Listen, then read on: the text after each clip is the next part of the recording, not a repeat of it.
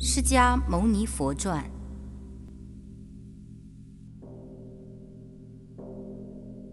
第1章叙说。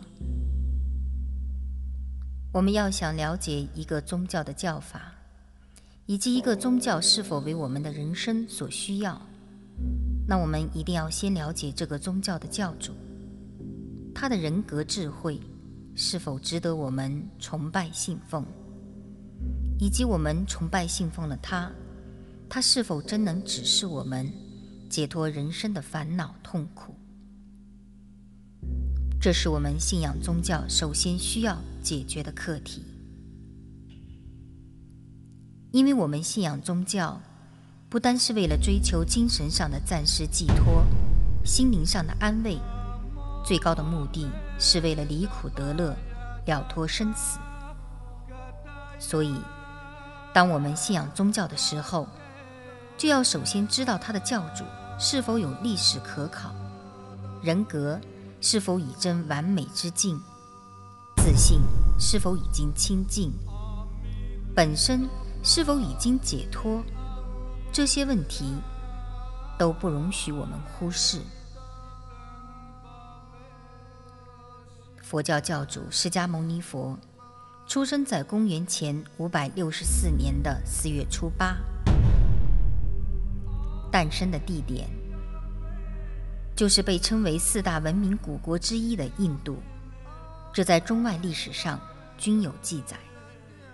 所以我们绝不可以把佛陀看作是来去无影无踪的神仙，也不可以把他作为悬想出来的上帝。他有出生的时间地点，更有生养他的父母。他经历了多年含辛茹苦的修行，终究成为一位大智大觉的完人，这是中外的学者宗教家一致公认的。释迦牟尼佛出生在人间，生长在人间，成佛亦在人间。他是我们长夜漫漫的人间慧灯，他是我们苦海茫茫的人间舟航。他的人格已经到达最完美的境地，他的自信已是清净不染，他解脱了世间上一切束缚烦恼，他已经远离了人生的生死痛苦。他住世说法40余年，告诉我们求得解脱的方法，指示我们应行的大道。他留在人间的佛法，无一不是从他大智觉海中流露出来，无一不是我们离苦得乐的方法。我们归投在佛教的怀抱之中，既可以把佛教当作一种宗教来信仰，也可以把佛教当作一种学术来研究。同时，创立佛教的教主释迦牟尼佛更可以当作我们每一个人做人的最高模范。佛是佛陀的略文，又被称作修图、浮陀、浮屠等，都只是不同的音译而已。佛的意思是觉者、智者，觉有觉察、觉悟2重意义。觉察烦恼，使之不为害于人，有如世间普通人觉知哪些东西为害而能趋避一般，所以名为觉察，这叫做一切智。觉知各种事物的原理而能了了分明，就像在睡梦之中觉醒一般，称作觉悟，这叫做一切种智。自己觉悟，又能使他人觉悟，智慧圆满，功德无量，这才称作佛。悉达多断绝一切烦恼，悟道成佛之后，即自号为释迦牟尼佛。释迦牟尼佛只是众多过去、现在、将来3世诸佛中的一位。在佛教的理论里，只要人能断除烦恼，彻悟心性本源，都能成为佛。因此说，佛不是释迦牟尼的专称，而是觉者、智者的普通名词。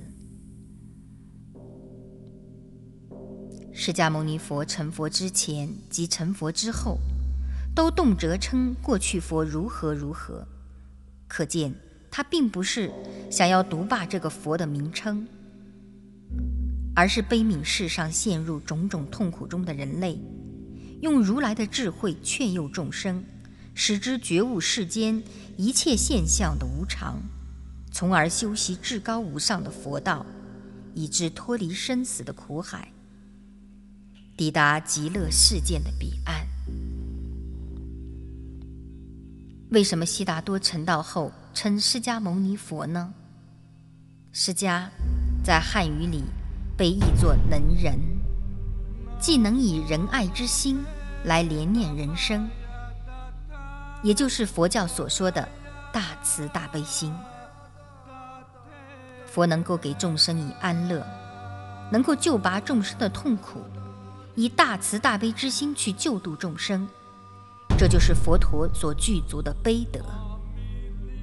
牟尼翻译为寂寞，是指佛在因地修行时，以自己心中本具有的智慧光明，回光返照自己的心源，断除烦恼，智慧圆满，这就是佛所具足的智德。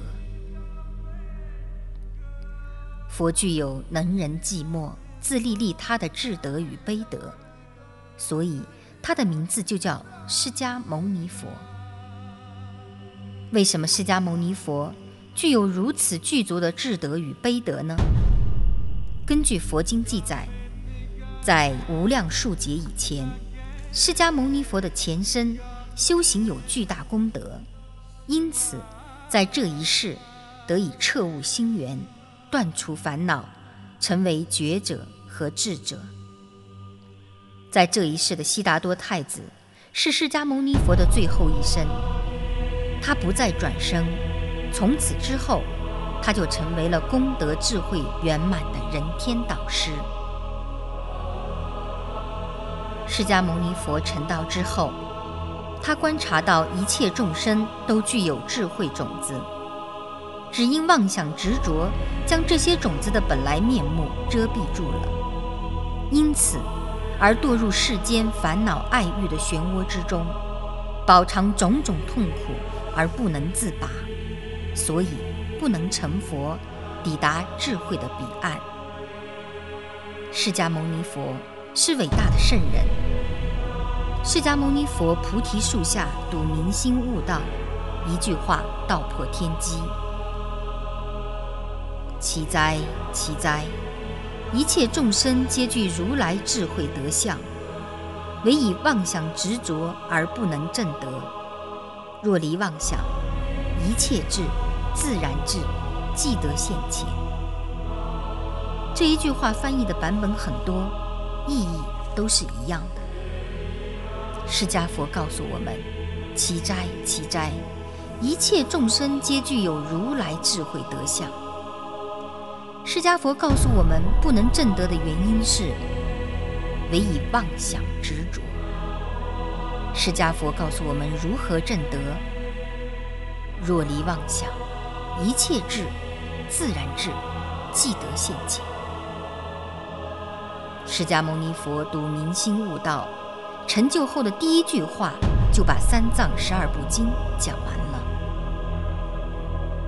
释迦牟尼佛睹明心悟道，成就后的第一句话就把宇宙奥妙讲完了。释迦牟尼佛睹明心悟道，成就后的第一句话就把天地秘密讲完了。释迦牟尼佛睹明心悟道，成就后的第一句话就把宇宙真谛讲完了。释迦牟尼佛睹明心悟道，成就后的第一句话就把宇宙规律讲完了。释迦牟尼佛是近3000年来实现天地人合一的修心、修行、修炼人中最完美、最圆满的代表人物、顶峰人物。潜心至诚赞叹，本师释迦牟尼佛，忍难忍之事，行难行之道。佛所开悟的道理，就是众生心与佛心无二无别，本来一体。心即是佛，佛即是心。佛认为，现在世界所有众生都不能觉悟到世间一切现象都是无常无我的道理。在无常诸法中，将虚幻的假象执着为真实很久的存在；在无我诸法中，将虚幻之境执着为真我，于是就有了我执与法执两种烦恼之心。因此便有贪心、嗔心、愚痴之心，这三种根本有害于人身心的烦恼产生。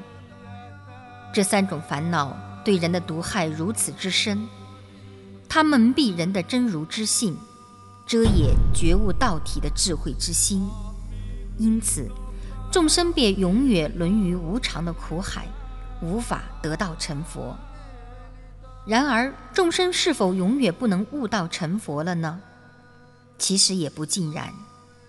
只要众生发大菩提道心，努力修行，把心中妄想执着的烦恼消灭净尽，那人人本具的佛性，也即不用导师，自然具有的无上智慧，就会完全显现出来。因此就能够得到阿耨多罗三藐三菩提，抵达般若之境，以般若之力而度于极乐的彼岸世界。即心即佛，即佛即心，不二而二，二而不二，不可思议的道理。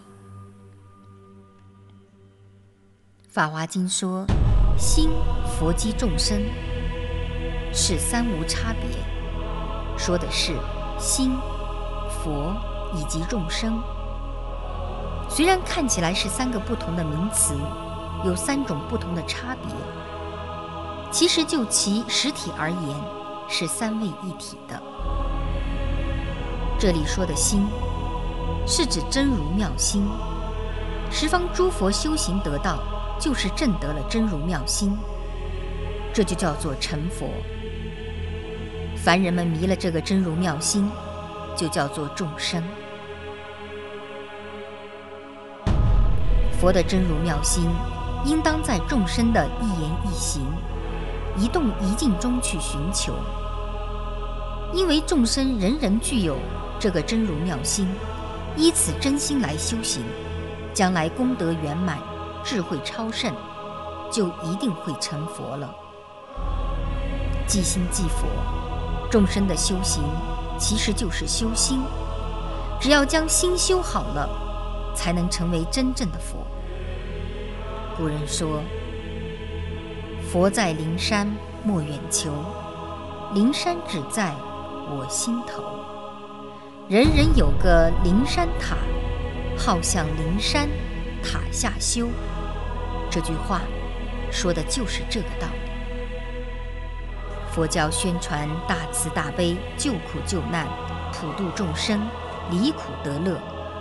这种精神和理想，使得释迦牟尼佛将众生的幸福与快乐、烦恼与痛苦和佛的慈悲心连在一起，将救度众生脱离苦海到达极乐世界放在修持的第一位。众生是佛成道的根源，就像一棵大树，众生就是这大树的根，同时还要靠种种助道的因缘才能开花结果。如果没有树根，也即没有众生的存在，佛的得道成佛也就失去了意义。佛有一天对弟子说，一滴水怎么样才能不干涸？把它放在空中，它就会被风吹干；把它放在地上，它就会被泥土吸干。只有将它放入大海之中，它才能和海水融合在一起，才能达到永远不致干涸的结果。这就是佛陀为什么要在人间建立佛法，普度众生的原因。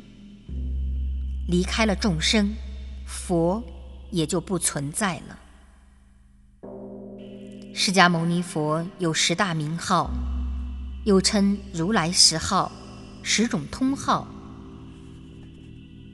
这10大名号是：一、如来，音译为多陀阿伽陀，是说乘如实之道而来，而成正觉之意。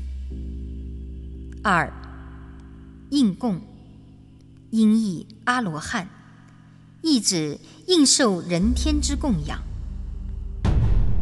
三、正遍知，音译三藐三佛陀，能正遍了知一切之法。四、明行足，即天野、宿命、漏尽、三明及身口之行业，悉圆满具足。五、善事，是以一切智为大车，行八正道而入涅槃。六、世间解，即了知众生非众生2种世间，故知世间灭即出世间之道。七、无上士，如诸法中涅槃无上，在一切众生中佛亦无上。八、调御丈夫，佛大慈大智，时而用柔软美好的语言，时而用悲切的语言、杂语等，以种种方便调御修行者，使往涅槃。九、天人师，示导众生应做什么，不应做什么，什么是善，什么是不善，令他们解脱烦恼。十、佛世尊，音译佛陀、路迦罗他。佛具有前面10种的功德，为世间尊重，所以称为世尊。本师释迦牟尼佛是世间上最崇高、最伟大的圣者。佛教是世间上最博大精深的宗教。佛教流传至今，虽已遍及全球，但遗憾的是，宣扬佛教的教徒都重在玄谈，而忽略了佛陀应化在世间上的精神。理论超过了现实，都没有体会到佛陀注释的本怀。唯有发扬佛陀绝人救世的精神，佛教才能更令人有所敬仰，有所效法。